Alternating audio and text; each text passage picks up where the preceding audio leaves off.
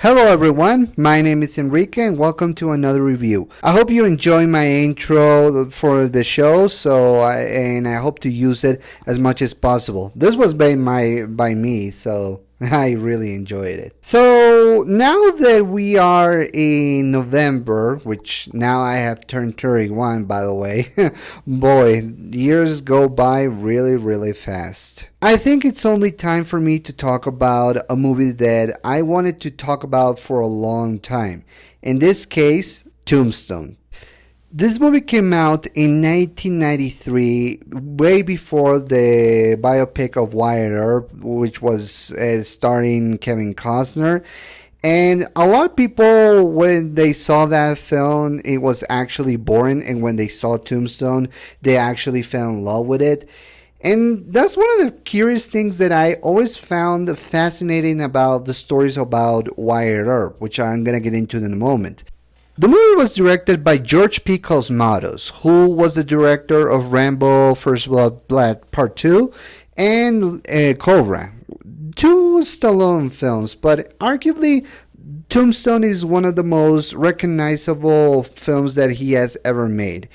And he has a great tons of cast members in this film. And there are a lot of people, especially men, that were in the 90s. And you will see it as, wow, they were there. And you wouldn't believe it.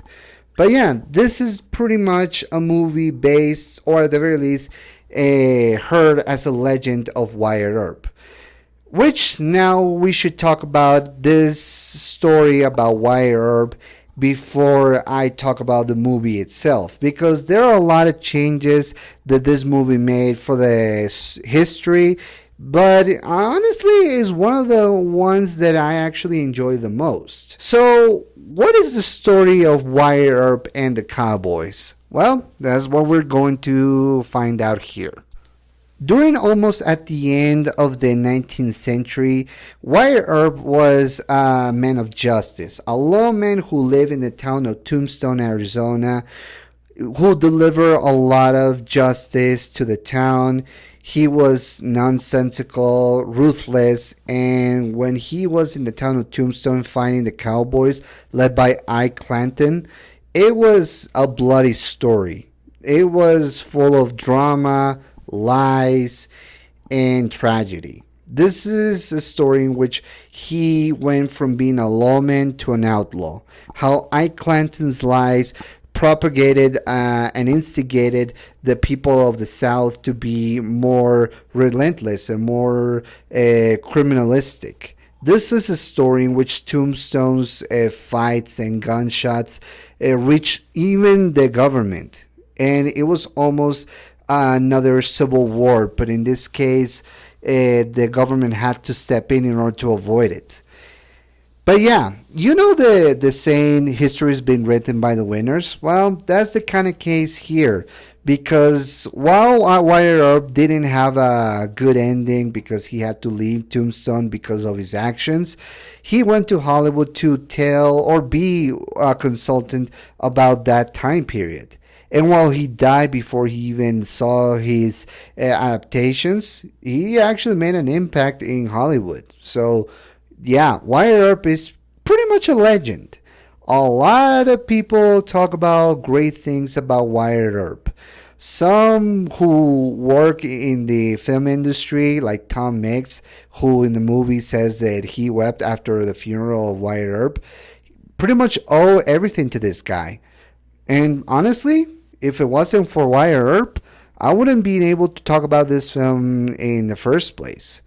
But yeah, this story about Wyatt Earp becoming an outlaw seeking revenge on the Cowboys for everything they have done is pretty much bloody and tragic at the same time.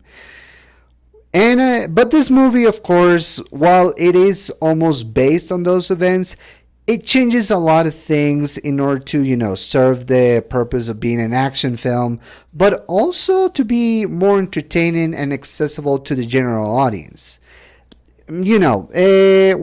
Kevin Costner directed, or at the very least starred in a film called Wyatt Earp, which was trying to be more closely to the source material. But That movie, like I said, is not exactly good. It was slow pacing and boring. I saw some clips, but let me tell you, it does not look very entertaining. And that's a shame, but there's a reason why we talk more about Tombstone than we talk about Wyatt Earp that Kevin Costner starred in. So, yeah. All sorry, Mr. Costner, but there is only one Tombstone for us. But with all that being said, what is happening in this film and what are the changes they made to this history? Well, that's what we're going to talk about. The movie is all about seeing the cowboys taking over the town of Tombstone. Nobody's safe, the word it's law. That is until Wyatt Earp arrives alongside his brothers Virgil and Morgan Earp, in which they, alongside their wives, go to the town and trying to live a normal, peaceful life. But after some events that are happening there, they realize that Tombstone is almost a lawless town and they need help, especially the people who are suffering as casualties of this entire negligence on not only the people who run the town, like John Behan, but also the cowboys as well. So it's up to Wyatt Earp, as well as his brothers and his best friend Doc Holliday, to put a stop to these negligent cowboys and find a way to redeem Tombstone. So yeah, right off the bat, you can tell that the story is going to be very different from the history books. But yeah, it is very romanticized and very 90s-esque. But at the same time, I enjoy how it is almost close to the source material and how everybody, including the actors, takes this material seriously. I honestly can say that I found this far more entertaining. Of course, there are a lot of inconsistencies when it comes to the history, how Wyatt Earp was, how the town became embroiled with the Cowboy War, how everything went to hell after all the gunshots and kills, and of course the infamous Oki Corral gunshots. The Oki Corral gunfight. That's what I meant to say.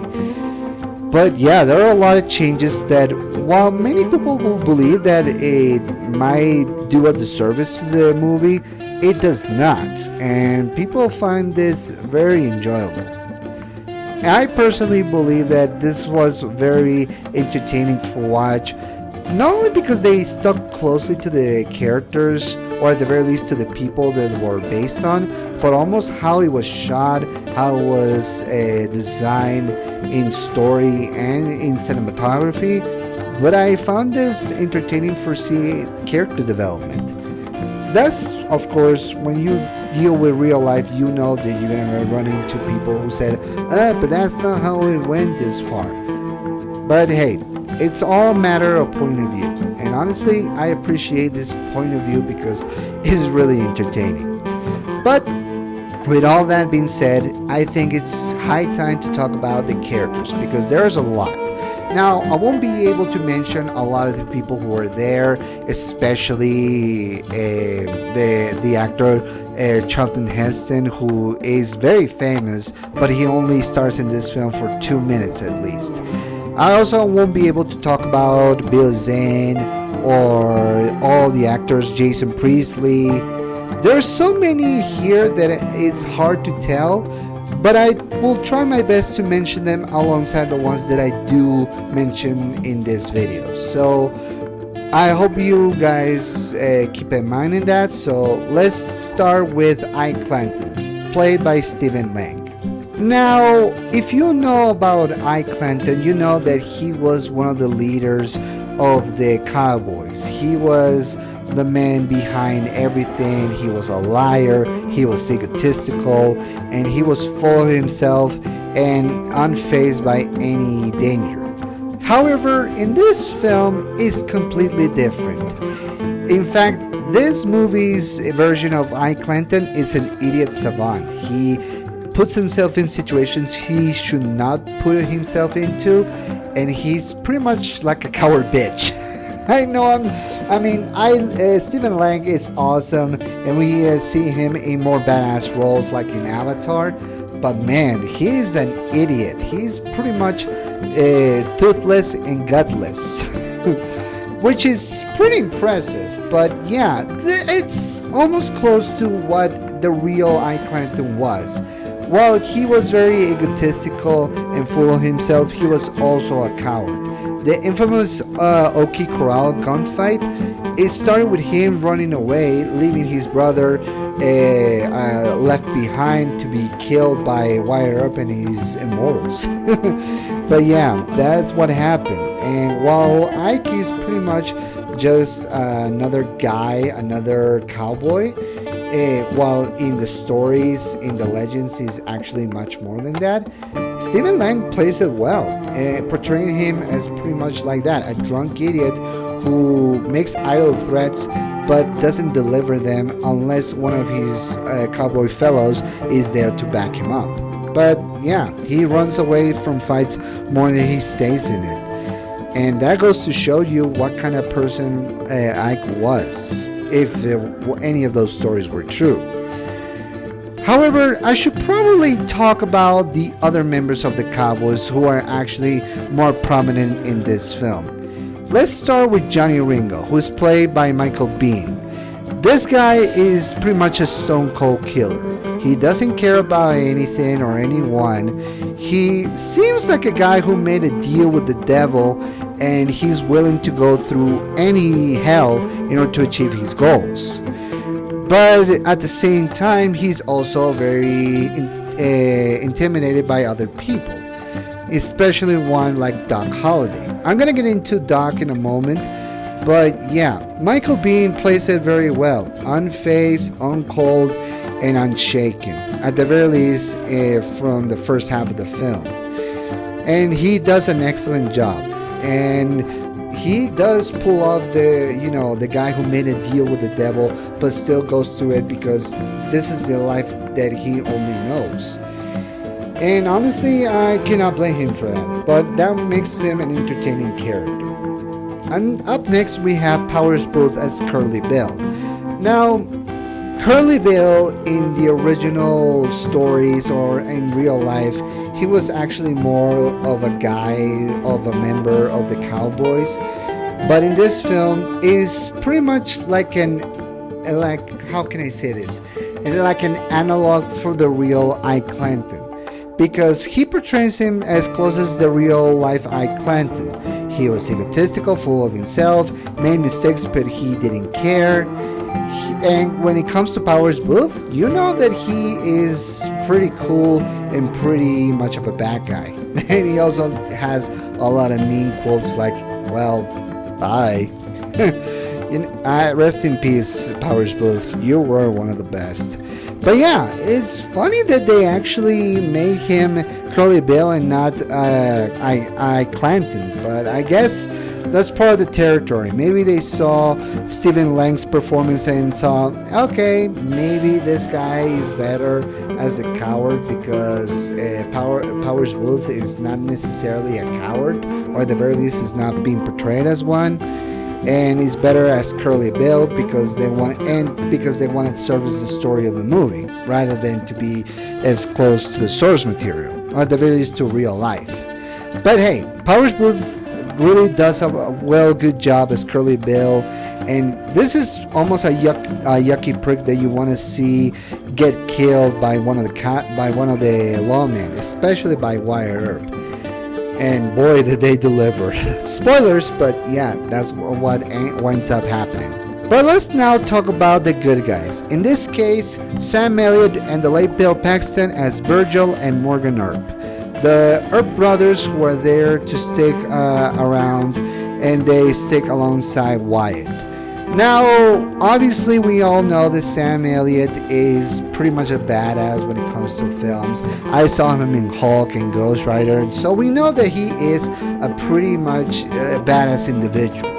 Bill Paxton does well as the young brother Morgan, and boy, he has a tragic story in this film. Or at the very least, he has a tragic ending, which I'm not going to get into, but it really hits home It really is very sad. But they do well in their roles, as they serve as the moral compasses for Wyatt Earp. After all, they see the town of Tombstone and realize that things are not getting better. They're getting worse and worse, and they need to put some law into the town, otherwise it all goes hell in a handbasket.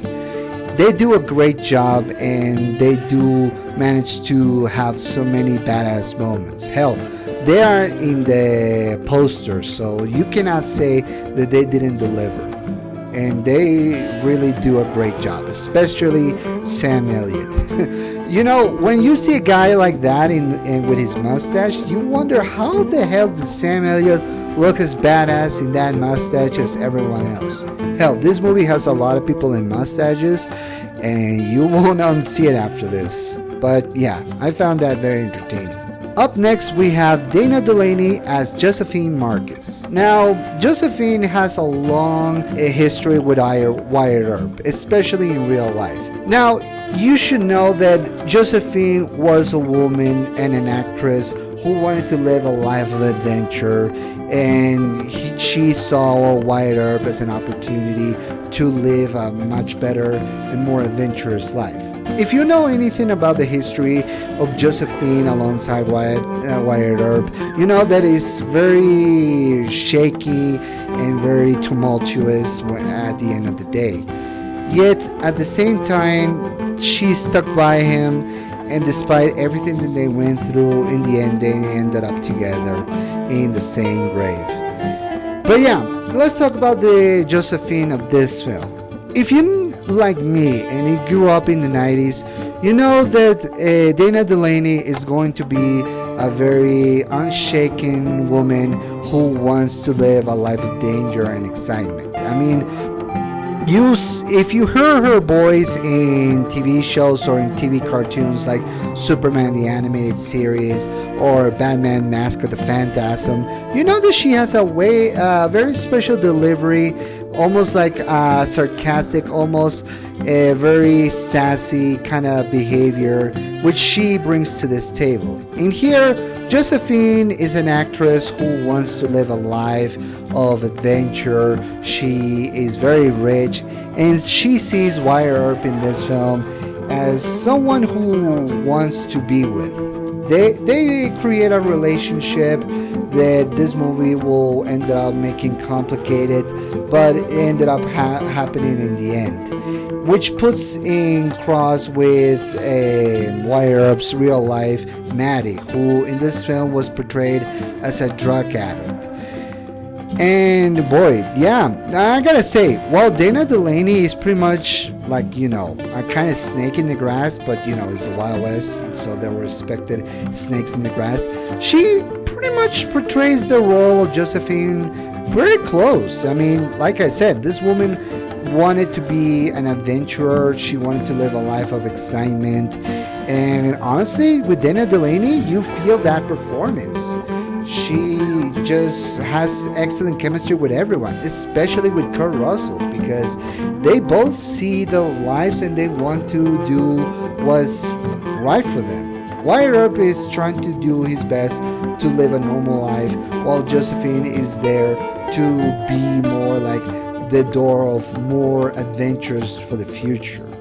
And that's something that Dana Delaney knows how to bring, and I found her entertaining and compelling at the same time. So yeah, I definitely enjoyed the performance of Josephine here.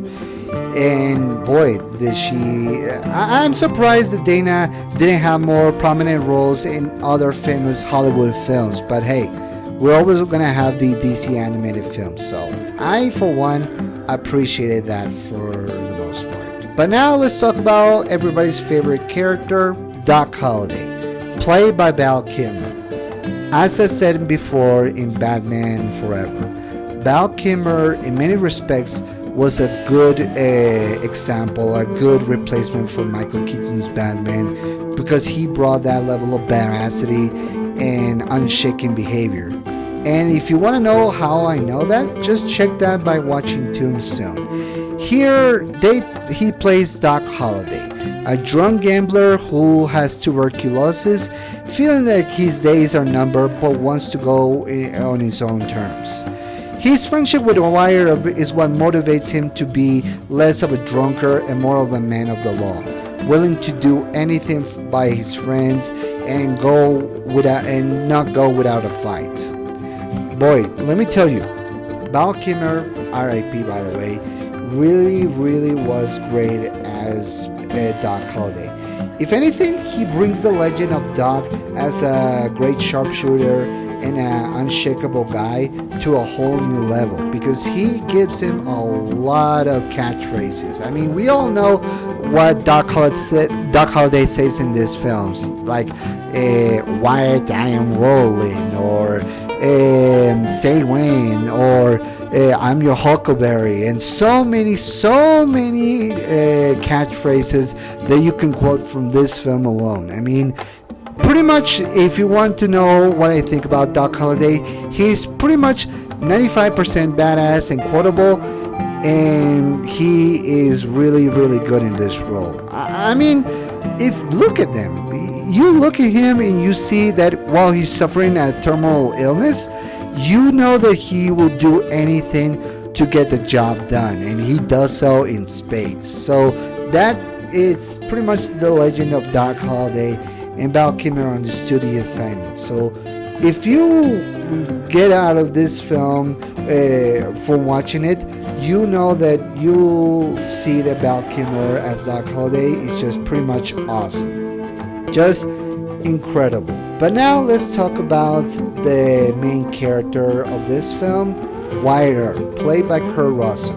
This might be an unpopular opinion by many, but while many people love Val Kilmer as Doc Holliday, I pretty much love Kurt Russell as Wyatt Earp more than Doc Holliday. Sorry, I'm sorry. I mean, Doc Holliday is awesome. I'm not disputing that. But I found the character of Wyatt Earp in this film to be more compelling than you think. In this film, we see that Wyatt Earp, instead of being a loveless, ruthless lawman, he is a guy who wants to leave the life of law behind as a police officer and want to live a more secluded life alongside his brothers and his wife, Maddie. But when he sees the injustice of Tombstone and by being pressured by everybody, especially his brothers, he realizes that he cannot hide his true nature anymore, and he has to be what he was meant to be. A man of the law, willing to hunt down every cowboy in existence, be hell on earth for them, and not stop it until they are all eradicated. That's what the performance that we get from Kurt Russell. And let me tell you, he doesn't underdeliver. He more than surpasses it. This is pretty much fitting into the legend of Wyatt Earp, that he was a hero. That he was a folklore lawman who wanted to do everything in his power to bring justice to the town of Tombstone. And let me tell you, Kurt Russell brings a lot of humanity to this character. Wyatt Earp was pretty much more of a ruthless individual who was not unfazed by any danger, and that's almost the same performance that we get in Kurt Russell, but at the same time he brings a level of sincerity and emotion. Like, this is a guy that you want to see be okay in the end, because he just wants a normal life, to create a business. He still brings his level of badassery whenever he goes, whenever he is unthreatened, don't get me wrong, but you understand his plight, his problems, and his remorse and guilt. This is a Wyatt Earp that feels a lot of remorse for his past actions and doesn't want to repeat the same mistakes. But at the same time, he feels like he has no choice but to be the old Wyatt in order to stop the cowboys from eradicating Tombstone or living it up as they did before. And let me tell you, Kurt Russell, you can say whatever you want. Although I never heard any bad word about Kurt Russell. But regardless, this is a guy who understood that it's not just enough to be a badass in order to be memorable. You also have to be a human being, and that's what Wyatt Earp is in this film. He's kind, he's very responsible, yet at the same time, he's pretty much ruthless and intimidating at the same time. But that's something that Kurt Russell knows how to balance, and he does so expertly. So yeah, major kudos to him, and he was by far my favorite character of this film. Now let's talk about the production design and the cinematography. Now, it's no secret for everybody that Tombstone was filmed with a lot of problems. There were so many delays, a lot of reshoots and problems with the editing. But after 1993, after they managed to do the final product, it went out smoothly. And honestly, if you ask me, this is the best looking cowboy western film that I ever seen. The production design for the town and the makeup was great. I especially love the costumes from that era. You can distinguish who is a lawman and who is a cowboy.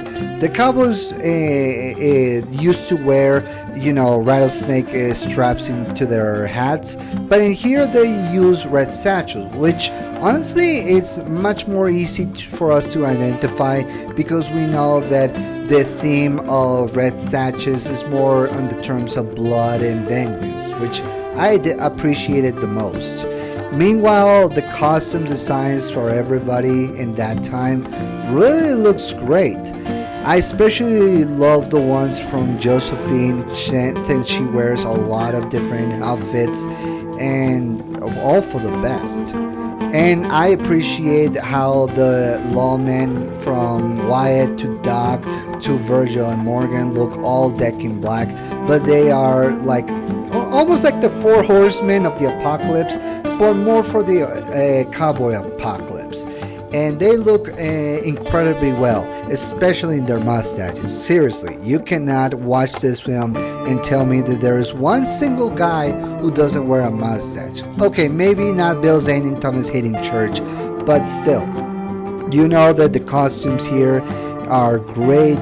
The cinematography has some issues in the editing and the lighting, but I still appreciate it for what they are, and they managed to shoot well in their scenes. There are some lit backgrounds and some high resolution times when it's inconsistent with some of the shots from afar, but I still appreciate it, and it makes the movie distinct and, like I said, very romanticized, because this is very romantic version of the Old West, but still good, and it's still amazing to watch. The action sequences, there are not many, but you know that they are very badass. From the Oak Corral gunfight, from the bar incident, from the chasings, there are a lot of great moments and a lot of shooting up and a lot of confrontations between characters. The one from Doc Holliday and Johnny Ringo's final showdown was especially great. I deeply appreciate that. But if you want to ask me what are my favorite scenes in this film, it will have to be the Oak Corral gunfight and the chasing in the river, which leads to one of the best moments from Wyatt Earp. And actually ended up being true, because this is a guy who was in a trap, yet he went into the river and faced all the cowboys without a shake, and he managed to be out there without a gunshot wound, which is pretty much improbable, but it was pretty much incredible to see. Now, before I finish this up, I want to talk about why this movie, what I like about this film, and what makes me appreciate a lot of the Western films in general. This film, if anything, was pretty much what shows us about Wyatt Earp and what he feel about the Old West.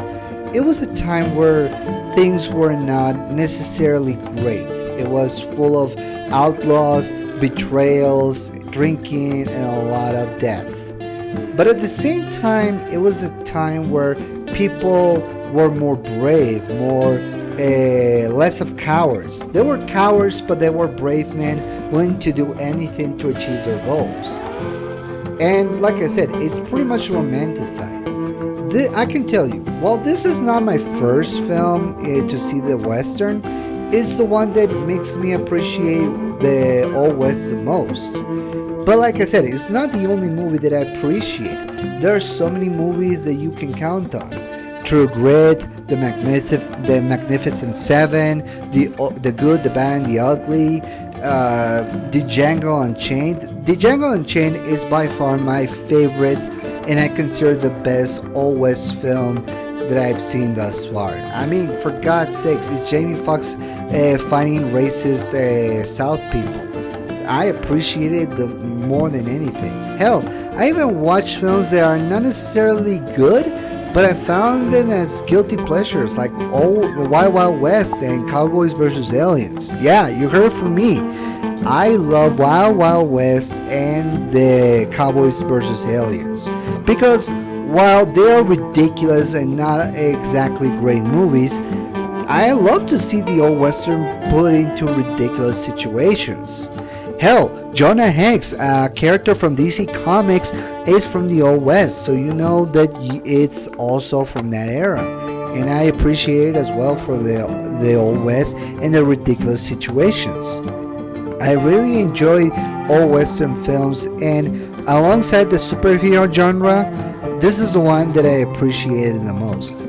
Hell, the Wyatt Earp's influence in Western films is what allowed me to appreciate other parts of the history. Hell, without the Westerns, we probably wouldn't got Star Wars or Star Trek or anything like that. This is a genre that had a lot of influence and had a lot of people being inspired by a lot of different things, from the history to the characters to the environment. And that's something that you appreciate in this film alone. So yeah, this film really pretty much brings the love of the Westerns for me, and I appreciate it for what it is. And while the history is not necessarily correct, I appreciate it from being what it is, a legend of Wyatt Earp. Now, before I close this down, if you want to know more about Wyatt Earp and his history, then I suggest you first check out History Buffs, in which they go into a breakdown on what happens in this film and what are the facts that they change into this film.